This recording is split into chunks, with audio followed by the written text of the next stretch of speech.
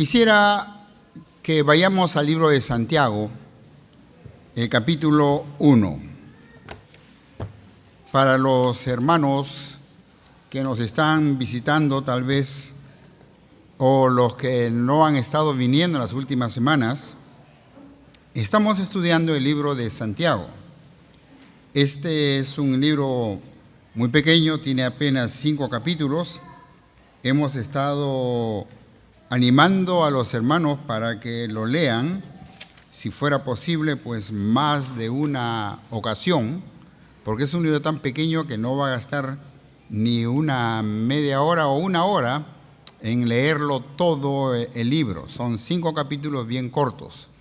Sin embargo, es un libro de mucha importancia para nosotros los cristianos, especialmente para esta iglesia que estamos tratando de establecer lo que estamos nombrando como una cultura discipular, es decir, en la que quisiéramos que cada uno de los hermanos participe en el desarrollo de la vida cristiana de otro hermano, que cada uno de nosotros desarrollemos por ayudar a otras personas a desarrollar, que cada uno de nosotros no seamos entes que solamente venimos para sentarnos, escuchar un mensaje, gozarnos con la música y con la comunión con los hermanos y nos vamos hasta el próximo domingo.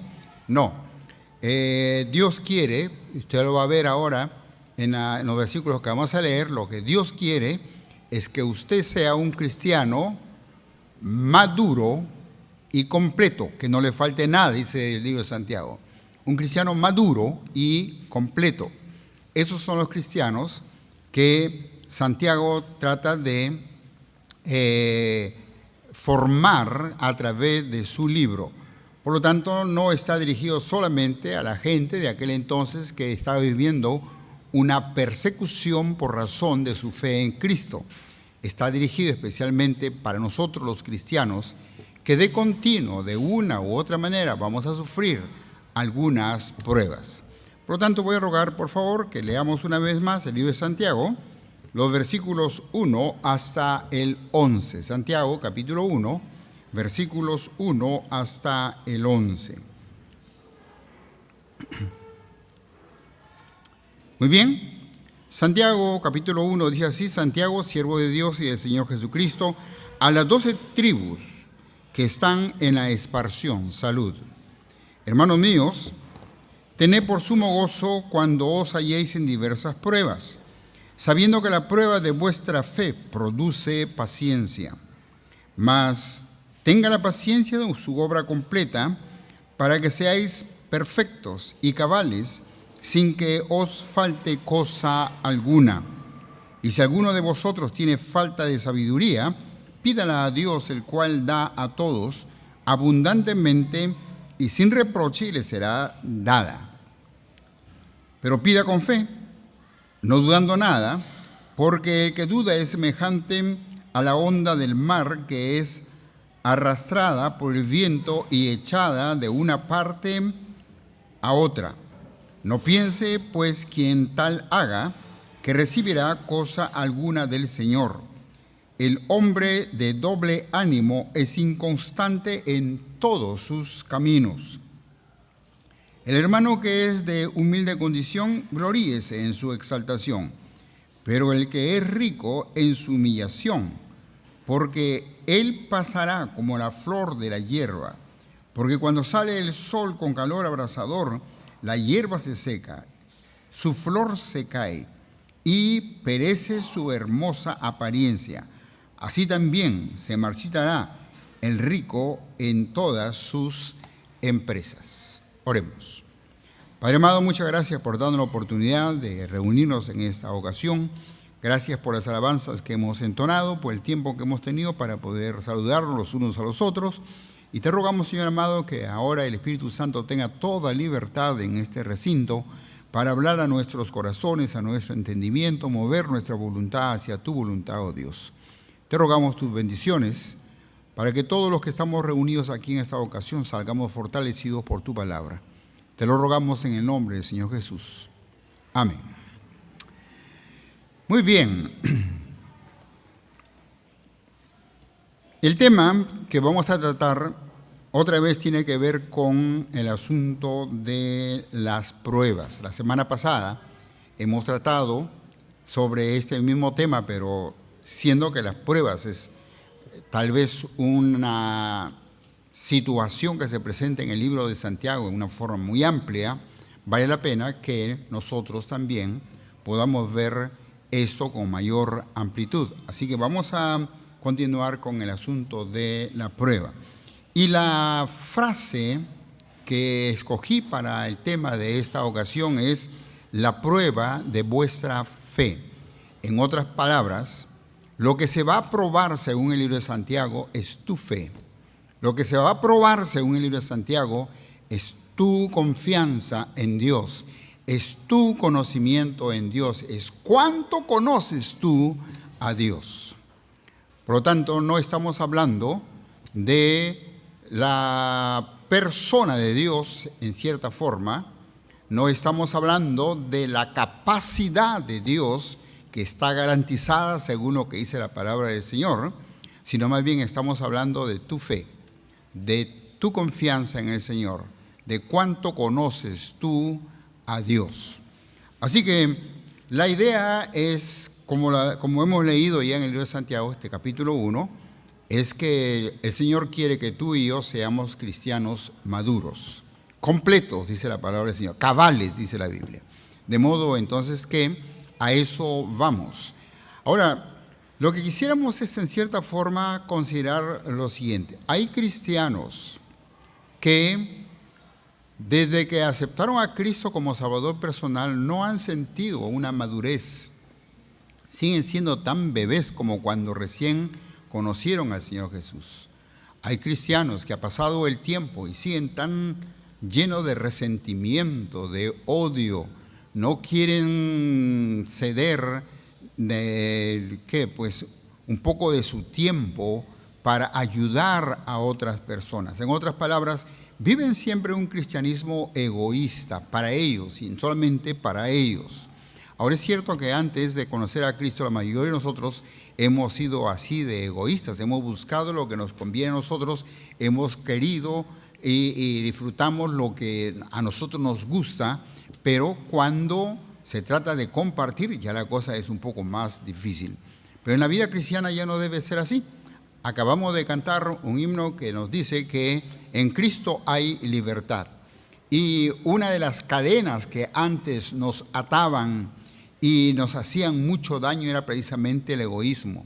Por eso es que generalmente, pues, aparte del vicio que nos unía, generalmente hemos sido personas muy egocéntricas, muy aisladas, personas que de repente, pues, si no nos gustaba algo, enseguida nos enojábamos y nos molestábamos con aún los nuestros, los que están cerca de nosotros.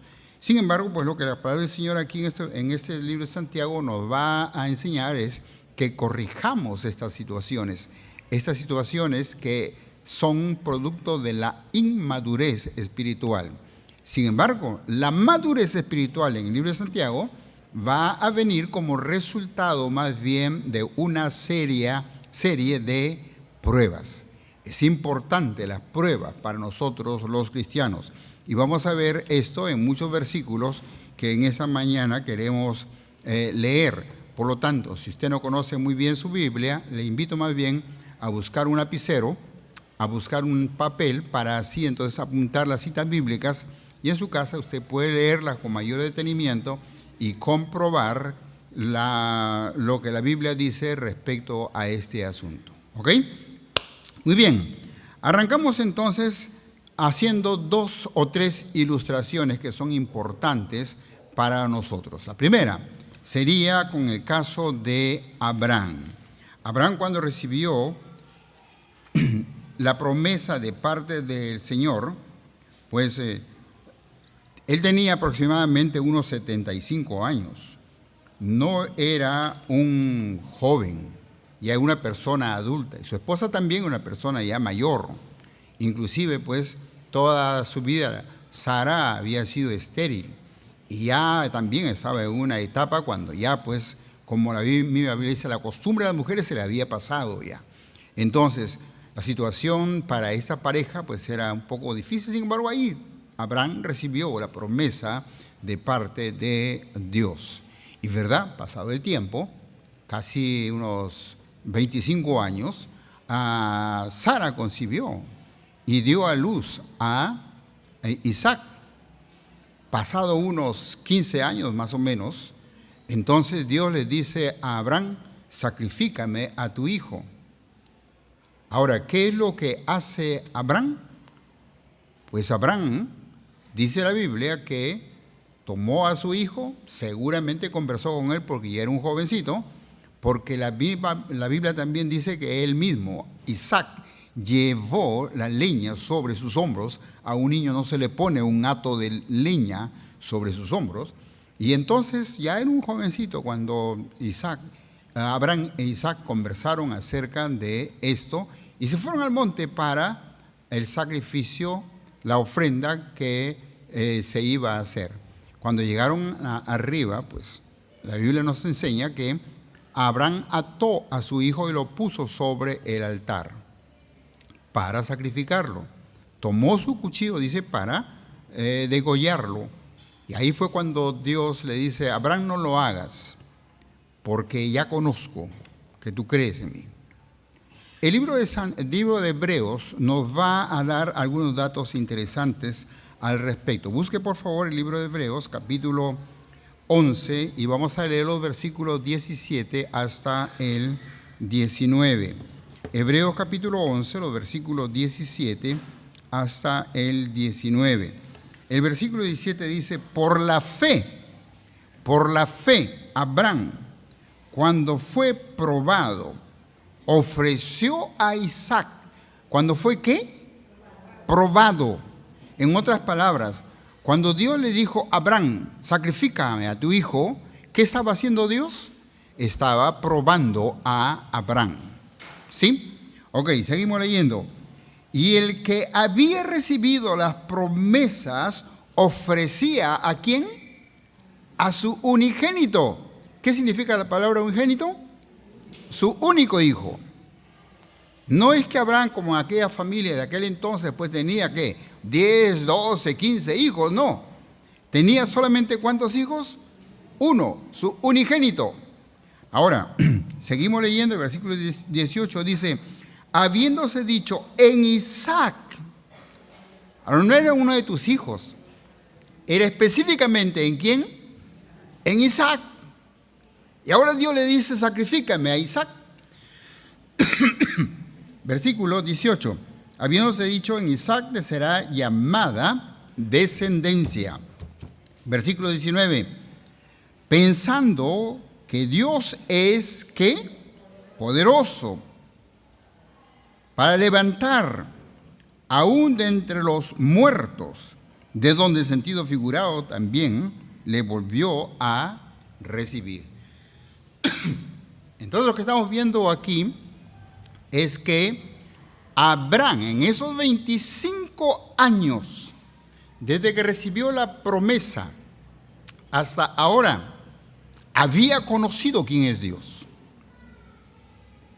Sabía quién es Dios. Y él creía en Dios. Por eso es que cuando Dios le dice: sacrifícame a tu hijo, Abraham no se hace de rogar. No dice: pero Dios, tú me has dicho que en Isaac. No, él de inmediato tomó a su hijo y fue para obedecer a Dios.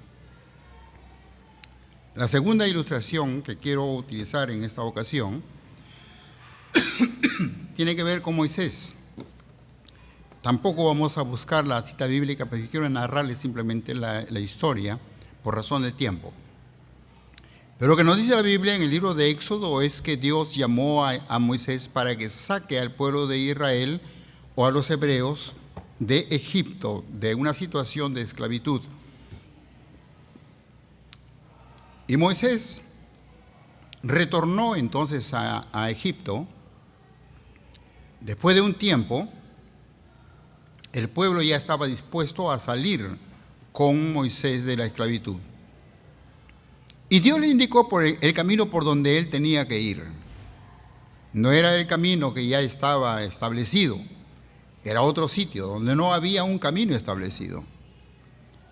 Y ahora Moisés se encuentra ya en el desierto y los egipcios reaccionan y dicen: ¿cómo hemos dejado escapar a esa gente? Así que armaron su ejército y se fueron detrás de el pueblo hebreo para hacerlo retornar a la esclavitud. Ahora imagínense la situación. Al frente del pueblo, un mar. A los costados del pueblo, un enorme y sediento desierto.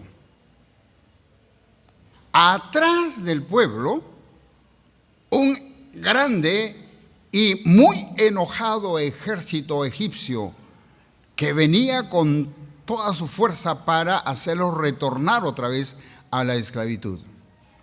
Pero no solamente eso. Si miramos dentro del pueblo, había los que estaban llorando de miedo por las cosas que estaban sucediéndoles. Y si miramos todavía dentro del mismo pueblo, dentro del pueblo, vamos a encontrar entonces que habían también los que se quejaban y los que estaban reprochándole de continuo a Moisés por lo que estaba haciendo. En otras palabras, pues desde el aspecto humano, no había forma de que este pueblo se salve. Pero había un hombre llamado Moisés que conocía a Dios. Y Dios le dijo: levanta la vara y ordena que el mar se divida para que haya un camino seco donde el pueblo de Israel ha de cruzar. Y eso es lo que hizo Moisés. ¿Qué es lo que hizo? Obedeció a Dios. ¿Por qué le obedeció? Porque lo conocía. ¿Por qué lo obedeció? Porque él quería agradar con su vida a Dios. La situación aparentemente era difícil, complicada para el pueblo de Israel. Muy difícil y más complicada todavía para Moisés. Porque habían 3 millones de gente ahí que estaba quejándose contra él. Pero Moisés tenía puesta su fe en Dios. Y el pueblo de Israel pudo cruzar el mar y después ver a su enemigo destruido.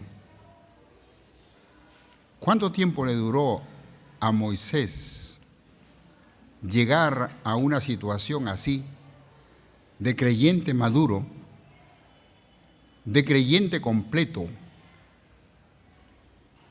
Mínimo 40 años. En otras palabras, así como en el caso de Abraham, como en el caso de Moisés,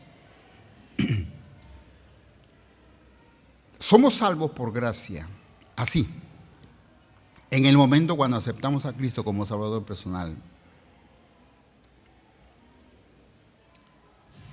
Somos bendecidos, santificados, así, en el momento cuando recibimos a Cristo como nuestro Salvador personal. Pero la madurez cuesta. El llegar a ser completos demanda de tiempo y demanda de tu disposición. Dios no te va a hacer un cristiano maduro porque vienes a los cultos solamente. Tienes que hacer un esfuerzo. Así como en el caso de Abraham, o así como en el caso, gracias hermano, o así como en el caso de Moisés. Un cuadro más. David era un hombre que estaba también en muy buena relación con Dios. Un hombre que tenía una estrecha relación con el Señor. Y mire por favor el cuadro que vamos a ver aquí en 1 Samuel, el capítulo 27, y solamente el versículo 1. 1 Samuel 27, 1. Voy a dar lectura a este versículo, así que si quiere apúntelo y después usted revisa la historia en su casa. Pero mire lo que dice 1 Samuel, capítulo 27, y el versículo 1. Dijo luego David en su corazón. ¿Dónde? En su corazón. Al fin seré muerto algún día por la mano de Saúl. En otras palabras, parafraseando esta frase, él estaría diciendo, un día Saúl me va a matar. Un día Saúl me va a matar. Entonces, ¿qué hace? Continuamos con la lectura. Nada, por tanto, me será mejor que fugarme a la tierra de los filisteos. Nada será mejor para mí que fugarme a la tierra de los filisteos. ¿Quiénes eran los filisteos? Los enemigos de Israel. Los filisteos eran los que estaban tratando de atacar al pueblo de Israel. Ahora, lo que le queda, según el corazón de David, es vivir entre los filisteos. Ahora, vivir entre los filisteos, ¿podría vivir como un hebreo? ¿Podría vivir como un creyente en Dios? En otras palabras, utilicemos la terminología nuestra. Es decir, él dijo, nada me podrá salvar de esta situación, así que yo regreso al mundo, me voy al mundo. Y se fue al mundo para vivir entre el mundo, como un mundano, para que no lo descubran. Seguimos leyendo. Para que Saúl no se ocupe de mí. ¿Para qué se fue entre los filisteos? Para que Saúl ya no lo persiga más. Y no me ande buscando más por todo el territorio de Israel. Y así escaparé de su mano. Así que David se fue a los filisteos para escapar de la mano de Saúl. Diríamos que en cierta forma pues le dio resultado. Pero las preguntas vienen, ¿qué pasó con David? Porque hay que recordar que pasajes previos a esto nos van a decir que David fue ungido por Samuel para que sea el próximo rey de Israel. En otras palabras, ¿qué está pasando con David? Porque hay que considerar lo siguiente, quien lo había ungido para que sea el próximo rey no era exactamente Samuel. Samuel simplemente era un instrumento de Dios para ungirlo. Quien lo había escogido para ser el próximo rey de Israel era Dios. Y él iba a ser el próximo rey de Israel cuando Dios destituya a Saúl. Así que si tenían que dormir juntos, por decir, aquí Saúl y acá David, nunca Saúl iba a matar a David. ¿Por qué? Porque Dios ya lo había designado para que sea el próximo rey de Israel.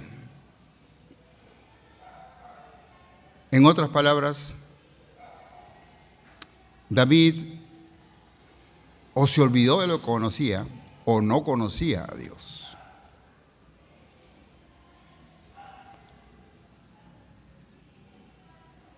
Pasó el tiempo y el próximo rey fue David, el rey más grande en la historia de Israel es David. Así que, ¿qué es lo que pasó en aquel entonces con David? Es importante que consideremos lo siguiente, mis queridos hermanos. Hay que recordar que la fe viene por el oír y el oír por la palabra de Dios. ¿De dónde va a venir el material para que nuestra fe se haga más fuerte? De la Biblia.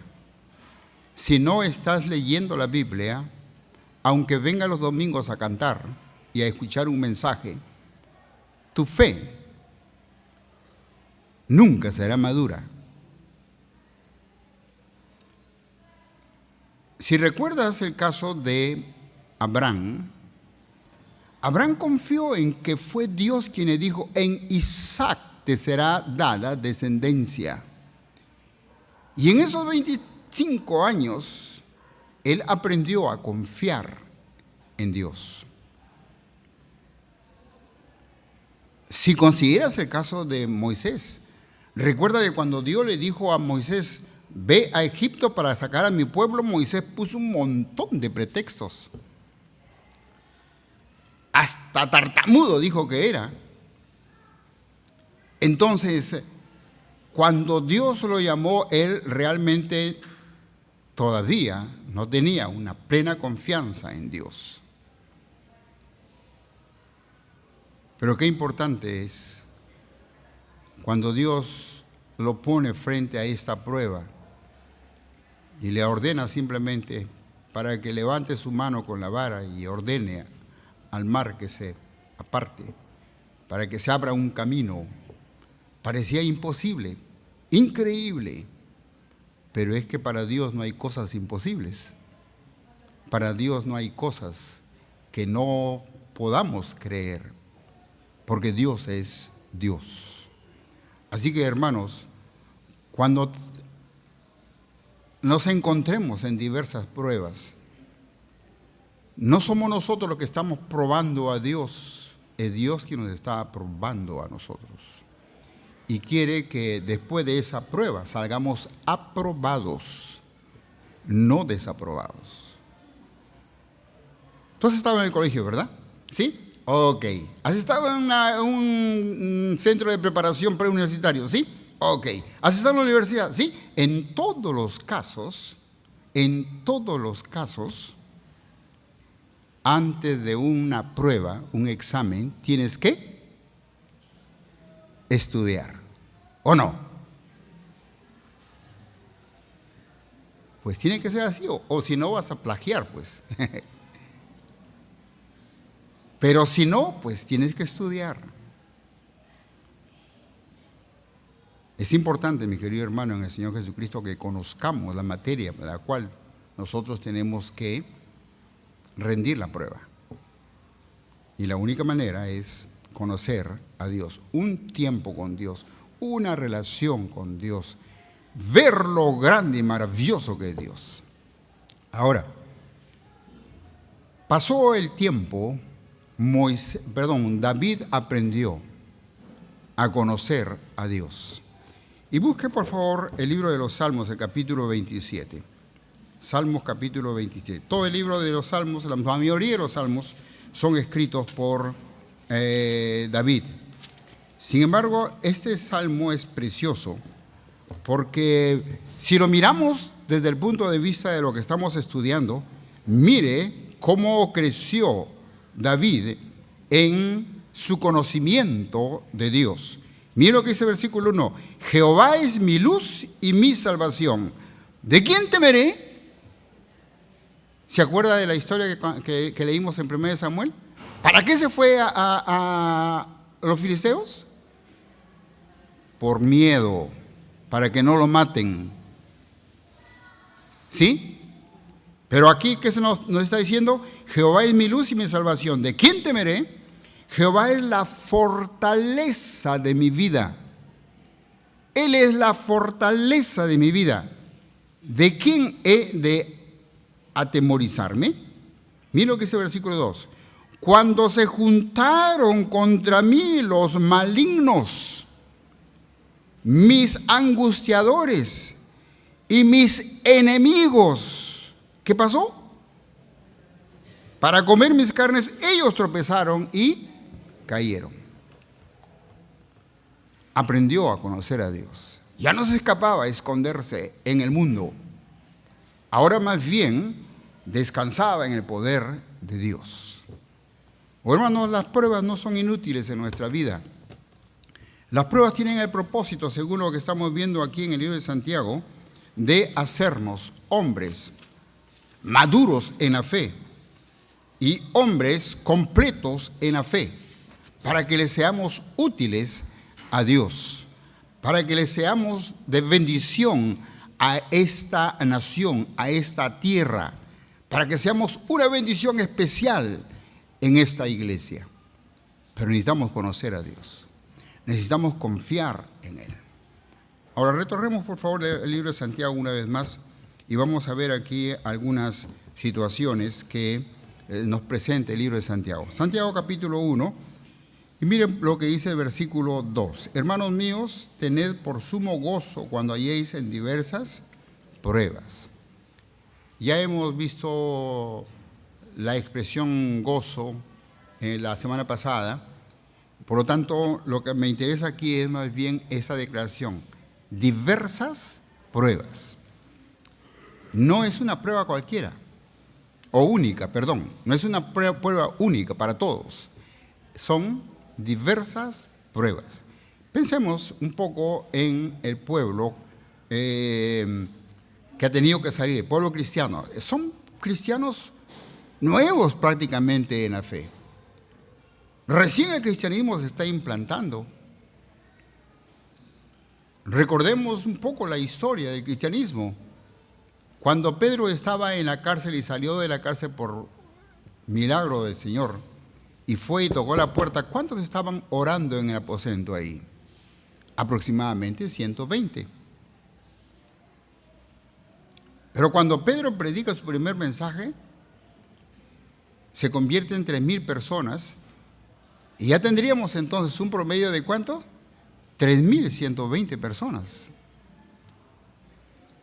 No era una enorme cantidad, pero ya eran bastante.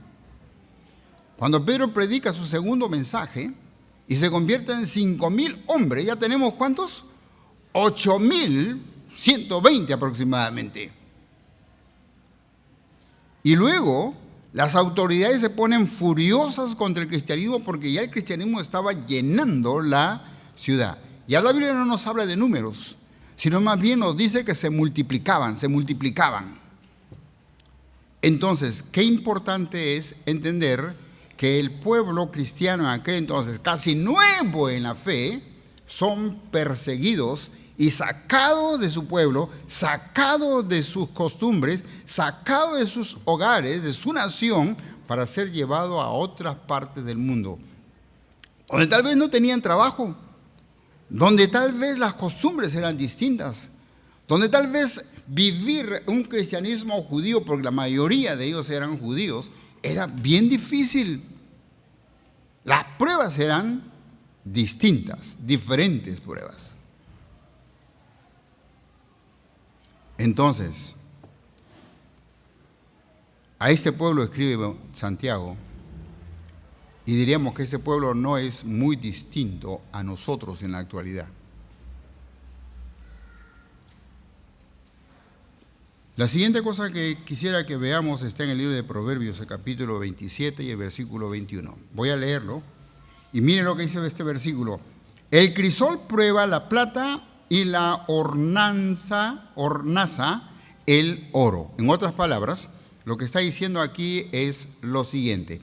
Estas herramientas que eran sometidas a una gran temperatura para derretir de esa manera el oro y la plata, pues utiliza aquí la palabra prueba, probar. En otras palabras, la palabra prueba tiene que ver con este asunto de los metales. Era para probar de esa manera los metales que eran sometidos a una prueba de fuego. En otras palabras, no estamos hablando de cosas pequeñas o de las consecuencias de tu vida antes de conocer a Cristo. No, estamos hablando más bien de la furia del diablo contra los que hemos recibido a Cristo como Salvador personal. Porque supongamos que tú recibiste a Cristo cuando tenías 25 años. Son 25 años que estabas bajo la potestad del diablo. ¿Tú crees que ahora el diablo te va a aplaudir porque has aceptado a Cristo? ¿Te va a decir felicitaciones, qué bien que has aceptado a Cristo? No. Tienes que recordar que el diablo anda como león rugiente buscando, ¿qué? A quién devorar. Como león rugiente buscando a quién devorar. Ahora, desde luego, David, para esconderse de el león rugiente que lo quería devorar, Saúl, ¿Qué hizo? Se fue al mundo, a los filisteos. Cosa que no es aconsejable de ninguna manera. Lo que necesitamos más bien es hacer lo que hizo Abraham, hacer lo que hizo Moisés, creer en Dios, confiar plenamente en Él, obedecerle. Y Dios bendijo sus vidas. Y nosotros somos bendecidos por la vida de Abraham, de Moisés, del mismo David, cuando ya fue maduro en la fe. Qué interesante, hermanos, que nosotros consideremos las pruebas no son cualquier cosa. Van a venir a nuestra vida y probablemente nos van a hacer doler, no nos van a hacer cosquilla, nos van a hacer doler. En algunos casos hasta vamos a llorar de repente. Pero qué importante que entendamos la diferencia. No estamos hablando de las consecuencias de nuestros pecados antes de conocer a Cristo. No estamos hablando de las consecuencias de nuestro pecado, de apartarnos de las cosas de Dios. No, estamos hablando de la consecuencia de haber recibido a Cristo como Salvador personal y tener que vivir todavía en este mundo. Y Dios te quiere así. Tú, que crees en Él en este mundo, para que seas un creyente maduro y cabal y le seas de mucha ayuda en la expansión del Evangelio. Qué importante, hermanos, que veamos algunos versículos y con eso ya estoy terminando. Mire por favor lo que dice aquí en 1 de Pedro, capítulo 1, versículos 6 y 7. Voy a leerlo lento para que podamos entenderlo. Mire lo que dice el versículo 6. En lo cual vosotros os alegráis, aunque ahora, por un poco de tiempo, si es necesario, tengáis que ser, ¿qué? Afligidos en diversas pruebas.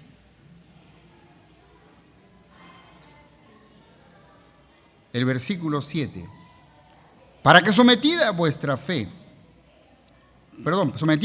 prueba vuestra fe, mucho más preciosa que el oro, el cual, aunque perecedero, se prueba con fuego, sea hallada en alabanza, gloria y honra cuando se manifieste Jesucristo. Oh, hermanos, hay problemas en tu vida por ser cristiano. Santiago te va a decir, regocíjate, tenlo por sumo gozo, porque eso te identifica con tu Salvador. Gózate, porque son pruebas que a la final van a hacer de ti un cristiano maduro, un cristiano cabal.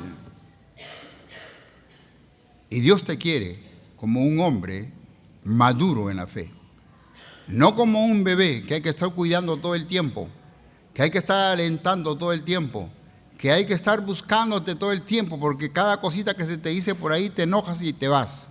No, lo que Dios quiere es que tú participes en la expansión del Evangelio.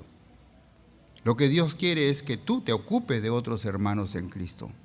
Lo que Dios quiere es que si tú pasaste por una prueba, te sirva no solamente a ti, sino que también sirva para que tú puedas alentar a otro hermano que tal vez está pasando por la misma prueba que tú ya pasaste. Qué importante es, mi querido hermano en el Señor Jesucristo. Las pruebas no son para nosotros una novedad. Las pruebas no son para los cristianos algo que debe que asustarnos o de repente pues sorprendernos. No, las pruebas, según la palabra del Señor, para los cristianos es algo que va a estar de continuo en nuestro camino, porque eso nos hace maduros. Vamos a ponernos de pie, por favor, para terminar en oración.